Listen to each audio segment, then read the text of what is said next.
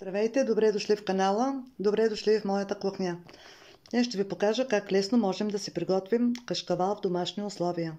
За целта ще ни трябват 4 литра домашно прясно мляко. Изливаме в по-дълбок съд и оставяме на котлона да заври. След като заври, прибавяме 4 супени лъжици сол. Оставяме 5 минути да поври, бъркаме по този начин, не с въртеливи движения. След като са минали 5 минути, добавяме 15 капки мая за сирене и оставяме още 10 минути на котлона.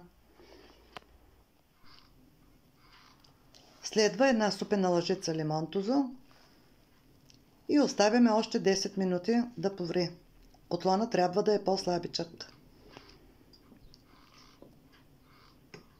Ето, кашкавала започва вече да се отделя. След като са минали 10 минути, отделям и изчаквам 2-3 минути. Изсипвам сместа в тензух. За целта съм си приготвила една турбичка, която съм си ушила специално за сирене и кашкавал.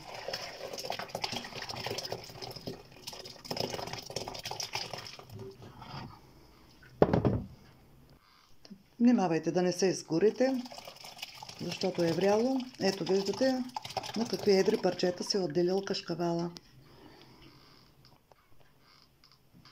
Прихващам от всички краища. Сега трябва да го оставя да се изцеди и за по-лесно го слагам на една точилка и закачам в банята на крана.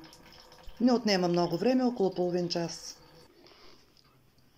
След което оформям на топка. Завивам тензуха. Ето така. И притискам.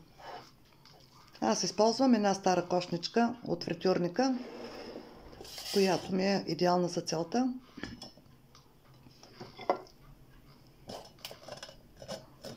Сега трябва да се притисне добре, за да се отдели останалата суроватка.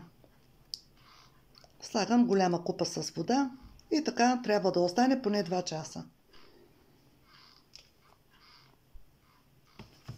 След което освобождавам от тензуха. За да получите озрял кашкавал, трябва поне 10-12 дена да постои в хладилника, но вкъщи няма как да се случи това нещо. И затова го оставих само за една нощ. Ето това е на другия ден.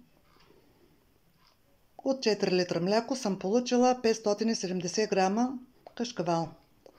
А тук ще ви покажа как да различите домашния от купещия кашкавал. Сега слагам парченце от домашния кашкавал и едно парченце от купещия кашкавал.